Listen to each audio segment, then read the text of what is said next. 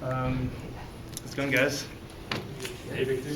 So, a lot of you have been asking me like what my secret is, public speaking. So, I thought I'd let you guys know what I do to help me really stand out as a public speaker.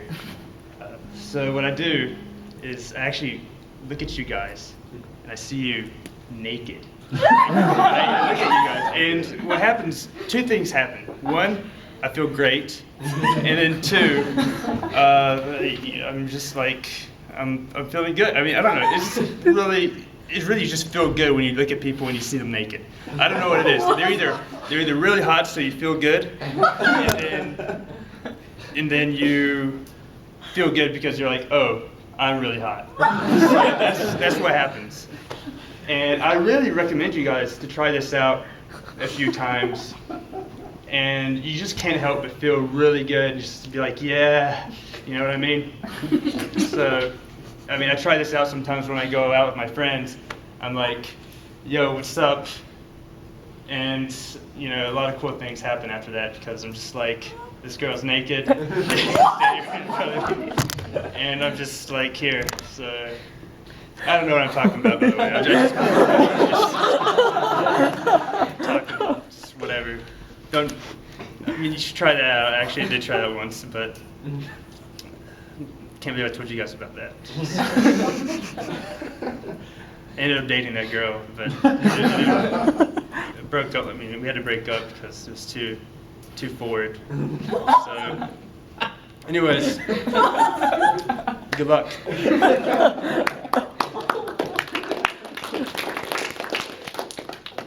So, how many fillers did he have?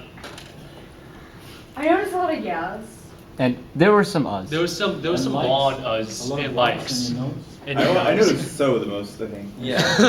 So I guess you had I don't want to say a myriad, but a fair amount of fillers, which may have been because you were just impromptu, come up with it. And I mean, it's not like you were speaking at a quick pace too. You were trying to pause, and we could tell that.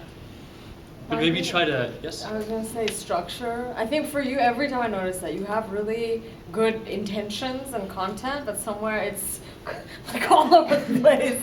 So I'm me too. I think you do really well to structure your thoughts and comments. Like, I think it's fine. I mean, if you say, how do you be a good public speaker, you picture them naked, but then stick to that. Then you went on some girl, and it's total tangential, So if you want to focus, that'll limit your distractions.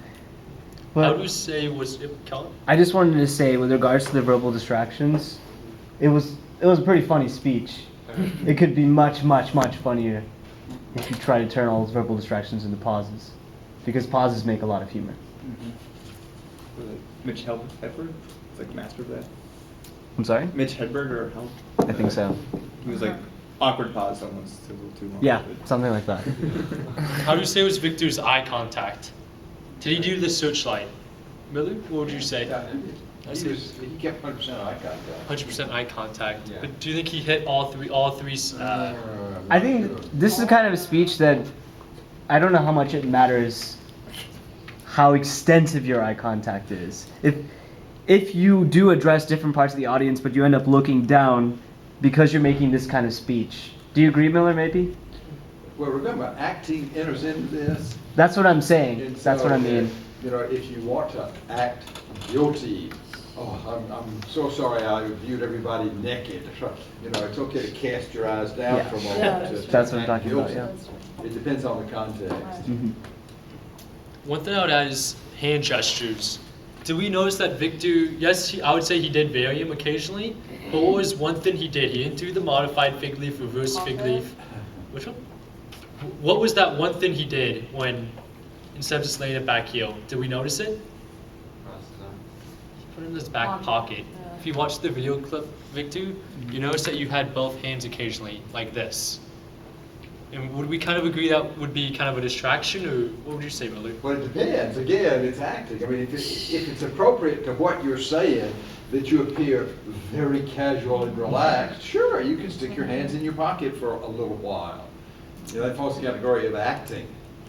And it would fall in the category of a specific gesture that's amplifying what you're saying.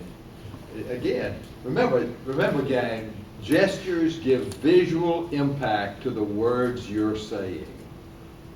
And so if you've got a facial expression and a tone that's communicating a specific feeling, it's okay to have a gesture. And it might be a very casual tone and facial expression with a gesture of your hand in your pocket while you sit there and look casual. That might be okay. I mean, we could look at the video and analyze it and see if that was the case in Victor's case. But if we could give, yep, William? No. Yeah, if we could give Victor one key takeaway for next time, what would be that one tip? To me, it was like whenever he was doing those gestures and stuff like that, but he turned like sometimes he would almost like turn so like your back was to like me for like a good 5 10 like when you're looking at that side or when you're looking at that side, or it's the same thing. So try and if you're going to be turning like that, maybe don't have it your back. I feel like I didn't give this side as much attention as I did this side. Right. And also I did feel like I had a lot of umps and fillers in my speaking. So there's like two things that came out like I noticed myself when I was giving this talk. But I guess right now it's time. Well, is there anyone else that wants to speak, that is dying to speak? Yes. Raise your hand if you're dying to speak. Are you dying to speak? Jeremiah just died. Dying. But anyone really want to speak? That's another way to put it. No with? Okay. I go. No way. I go. You go? Yeah. Yeah. You could leave if you have to go somewhere, but Gio, you'll be the last one today.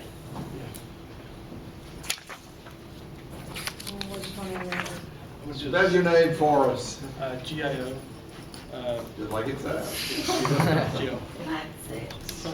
I'm gonna do this one.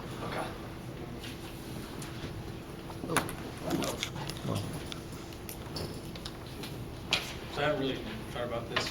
I haven't thought about what I'm gonna say. Are you okay with being Yeah. recorded or not? Go ahead. Okay.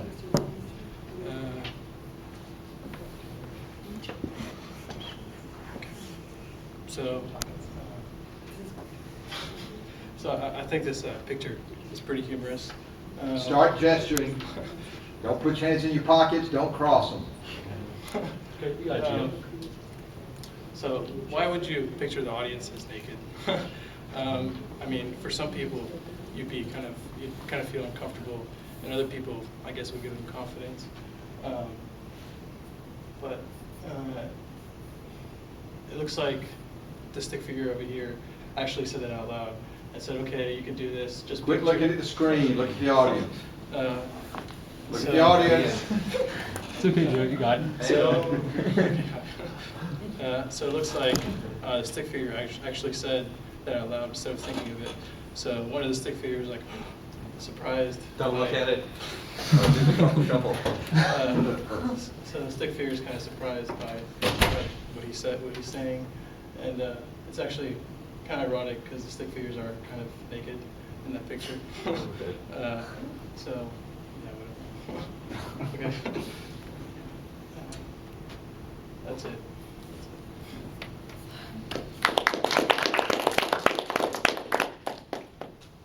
So, Thanks for volunteering for speaking. yeah, no, thank you for coming up. That's a great first step. Yes. It's always. So what input? I know we kind of gave it while he was speaking. Thanks, William, for the truffle shuffle. I was doing. But what? Any first words? Didn't move, stayed in the same spot. Right. Limited hand gestures, even with prodding from me. Kept looking at the screen, not at the audience. But this is good. See, this will be the standard from which you will improve in the future meetings, Gio. So, where would we say? I mean, yeah. First of all, again, thanks for coming up and volunteering, especially. But what are the first things, yes or no, that Gio could kind of work on for next step? This is the next thing I want to work on. Yes. I mean, you started off with cross downs, but I think after you pointed out, like, move around, you did a couple of gestures which were quite good. Like you went like that, and then you did something else, but then you kind of went back into like this. But I think if you just kept going with your hands, like what you did it for like a split for a few seconds. I think if you kept going, you could have been hand gesture. I understand why you're looking. I think you're looking back for some inspiration. I understand that. In my opinion, you could work on bolstering your voice characteristics a bit more before you focus even more on the visual characteristics. Like volume for one, if you could try to speak a little bit louder and project out into the audience, that could definitely help you gain the audience's attention. Because if you can't do all the visual characteristics, at the very least people will know that you're there and you're speaking. Yeah, I definitely agree. I think and you know what you're saying, you like what you're talking about, I noticed that, but I think that volume is a big issue. I mean, I'm sitting in the front row and I'm having trouble hearing you. So if you can make your volume louder, and that's just from you speaking, right? Speak to the size of the room, speak out, speak out. So I think if you speak out, if you're loud, or you be confident in what you're saying and you're able to project and people are able to hear. So then from there we can take it to body movement or hand gestures. I think to me, at least volume is key. That's number one. Yes.